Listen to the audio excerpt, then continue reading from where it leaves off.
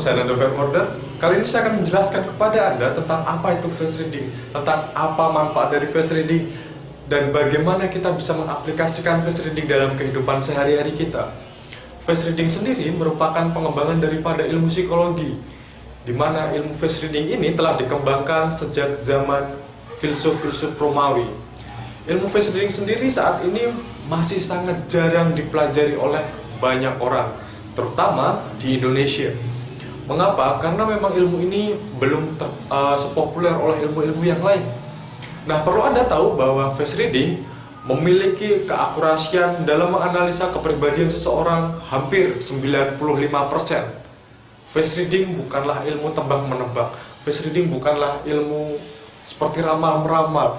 Face reading bukanlah ilmu seperti ilmu mistis, melainkan face reading sendiri merupakan ilmu pengembangan daripada psikologi. Nah, face reading sendiri dapat Anda aplikasikan dalam berbagai macam hal, mulai dari keluarga Anda, mulai dari orang-orang terdekat Anda, bahkan sampai dengan rekan kerja maupun atasan Anda. Face reading sendiri sudah banyak digunakan di berbagai macam negara, khususnya Eropa dan Amerika. Selain untuk menentukan pekerjaan yang tepat bagi seseorang, face reading sendiri sering digunakan dalam konsultasi perkawinan, dalam dunia pendidikan, bahkan dalam dunia kerja.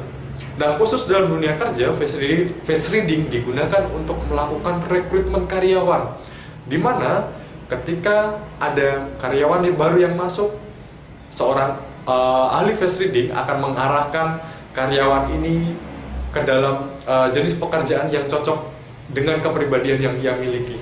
Nah, di Indonesia sendiri bahkan hanya beberapa orang face reader yang ada.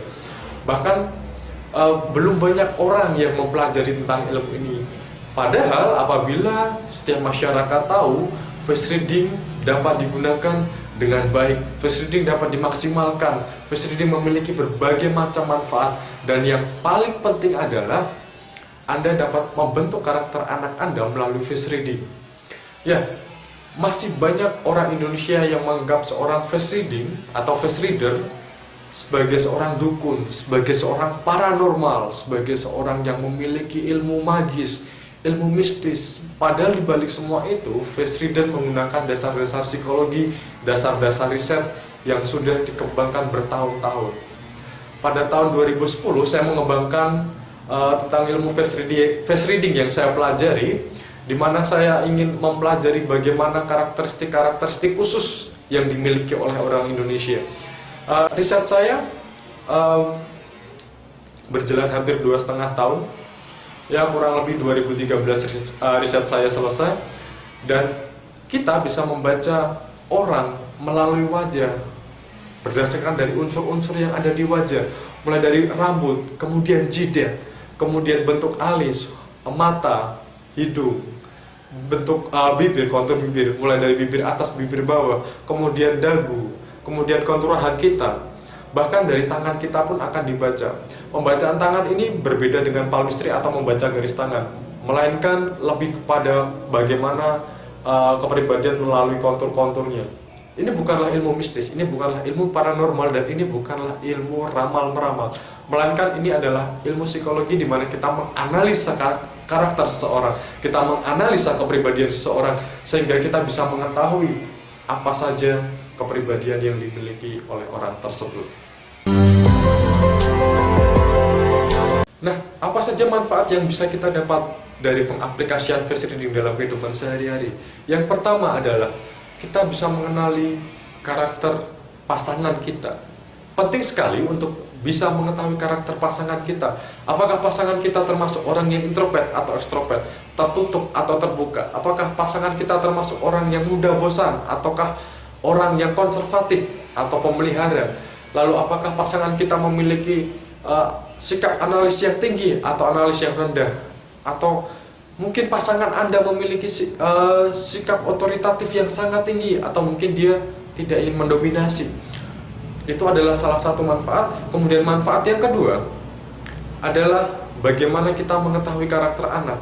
Dengan kita mengetahui karakter anak, maka kita bisa mengarahkan anak ini kepada apa yang dia suka. Ketika kita mengetahui bahwa anak kita memiliki energi yang besar, memiliki power yang besar, kemudian dia memiliki sifat sosial yang baik, dia memiliki sifat konservatif, maka kita bisa mengarahkan anak tersebut sesuai dengan kepribadiannya. Nah, manfaat yang ketiga adalah ketika Anda bersosialisasi, ketika Anda bertemu dengan orang baru. Tentunya saat Anda bertemu orang baru, Anda tidak mengenal kepribadiannya. Anda mungkin baru berkenalan secara namanya, kemudian Anda melakukan obrolan. Nah, ketika Anda melakukan obrolan tersebut, maka secara perlahan-lahan Anda akan mempelajari karakter yang ia miliki, kepribadian yang ia miliki, bagaimana sifatnya, bagaimana hubungannya dengan orang lain. Nah, namun apabila Anda menggunakan face reading, bahkan ketika Anda belum berkenalan dengan orang tersebut, maka Anda sudah dapat menganalisa kepribadian orang tersebut. Apakah orang ini termasuk orang yang formal atau orang yang santai? Apakah orang ini termasuk orang yang mudah bosan? Ataukah orang yang sangat menyenangkan? Ataukah ini orang yang sangat pemarah? Orang yang sangat otoritatif? Ataukah orang ini yang termasuk pribadi yang santai? Pribadi yang enak diajak bergaul? Kemudian pribadi yang enak mengobrol seperti itu? Itu dalam dunia sosial. Kemudian manfaat selanjutnya adalah bagaimana dengan rekan kerja Anda. Apabila Anda berposisi atau memiliki posisi sebagai atasan, Anda bisa mengenali bawahan Anda. Apakah bawahan Anda ini cocok ditempatkan sesuai dengan pekerjaannya selama ini? Apakah bawahan Anda tersebut termasuk orang yang memiliki ego yang tinggi? Ataukah mungkin ketika Anda saat ini memiliki atasan, Anda bisa mempelajari bagaimana kepribadian atasan Anda. Apakah atasan saya ini orang yang mudah bosan? Apakah atasan saya ini termasuk orang yang konservatif? Ataukah mungkin atasan saya adalah orang yang otoritatif dengan sifat analis yang rendah? Dengan Anda mengetahui kepribadian orang-orang di sekitar Anda, dengan Anda mengetahui detail setiap kepribadian orang sekitar Anda, maka Anda akan dengan mudah menentukan sikap yang harus Anda tunjukkan kepada orang tersebut. Anda lebih mudah membentuk sikap yang harus Anda lakukan kepada orang tersebut. Bagaimana Anda harus bersikap dengan orang dengan sifat A, atau mungkin Anda harus bersikap dengan orang yang memiliki karakter B, dan sebagainya. Dengan begitu Anda lebih mudah beradaptasi dengan berbagai macam karakter orang-orang sekitar Anda. Anda akan lebih mudah beradaptasi dengan atasan baru Anda, atau mungkin dengan karyawan baru Anda. Nah, kali ini saya akan menunjukkan kepada Anda sedikit metode bagaimana kita bisa mengetahui atau menganalisa kepribadian seseorang melalui face reading. Yang pertama adalah dari kontur rambut. Rambut sendiri menunjukkan kepekaan, apakah orang tersebut peka atau tidak. Semakin kasar kontur rambut, maka kepekaan dan sensitivitas orang tersebut semakin rendah. Dan semakin halus rambut tersebut, maka orang tersebut semakin sensitif ataupun semakin peka. Kemudian yang kedua adalah dari kontur jidat. Nah, dari kontur jidat, Anda bisa mengetahui apakah orang tersebut konservatif atau orang yang fokusnya mudah terpecah atau mudah bosan. Orang dengan jidat berbentuk kotak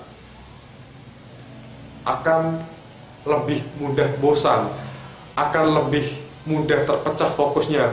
Sedangkan orang dengan bentuk jidat yang lonjong, adalah orang yang konservatif. Orang konservatif adalah orang yang memiliki sifat pemelihara. Dia bukan orang yang mudah bosan. Ketika dia memiliki satu barang dan barang itu rusak, mungkin dia akan lebih memilih untuk memperbaiki barang tersebut dibandingkan untuk membeli yang baru. Walaupun sebenarnya orang ini mampu untuk membeli barang baru yang sama dengan barang tersebut.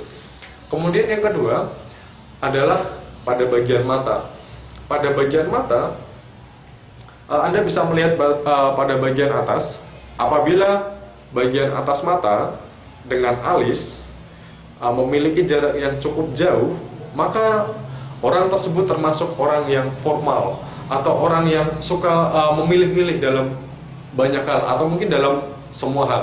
Jadi ketika jarak pada bagian atas mata dengan dasar alis memiliki jarak yang sangat jauh, maka orang tersebut bisa dipastikan bahwa ia memiliki karakter formal, pemilih, dan mungkin ketika dia belanja dia akan lama sekali untuk memikirkan satu benda saja.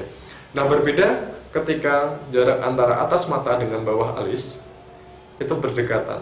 Dia adalah orang yang ramah, orang yang supel, orang yang mudah bergaul, dan dia bisa bersosialisasi dengan baik. Nah, kemudian yang paling penting adalah dari kontur bibir. Oke? Dari kontur bibir Anda bisa mengetahui apakah bibir pada bagian bawah orang itu tebal atau tipis. Oke, pada bagian bawah. Ya. Nah, semakin tebal bibir bagian bawah yang dimiliki seseorang, maka dapat dipastikan orang tersebut adalah orang yang royal. Royal di sini bisa diartikan royal dalam hal waktu, dalam hal materi, dan dalam berbagai hal. Nah, sebaliknya apabila bibir bagian bawah dia tipis, maka dia memiliki tingkat royalitas yang sangat rendah baik dalam hal waktu maupun materi.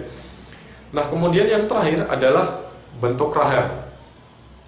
Semakin lebar rahang seseorang, bagian rahang adalah bagian ini. Semakin lebar rahang seseorang, maka orang tersebut dipastikan memiliki sikap otoritatif yang sangat tinggi. Semakin lebar rahangnya, maka sikap otoritatifnya pun semakin tinggi.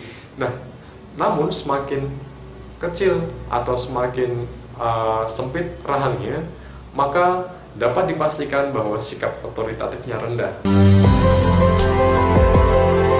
Nah, itulah beberapa metode yang saya ajarkan kepada Anda tentang bagaimana menganalisa kepribadian orang melalui face reading. Masih banyak unsur-unsur lain, bahkan unsur-unsur detail yang harus diperhatikan dalam menganalisa kepribadian seseorang melalui face reading. Perlu Anda ketahui bahwa Anda tidak bisa membuat kesimpulan secara cepat bahwa orang ini memiliki sifat A, B, C, dan sebagainya hanya dengan melihat sekilas. Perlu detail-detail yang harus Anda perhatikan tentang kontur-kontur wajah dan interpretasi dari kepribadian tersebut. Tidak semudah Anda membaca sebuah buku kemudian Anda cepat membuat kesimpulan. Face reading bukanlah ilmu yang sesimpel itu, bukanlah ilmu yang sesederhana itu, melainkan Anda harus mengetahui setiap detail dari kontur-kontur wajah yang Anda baca tersebut. Nah, saya Nanda Vermuder, semoga apa yang saya bagikan ini bermanfaat dan terima kasih.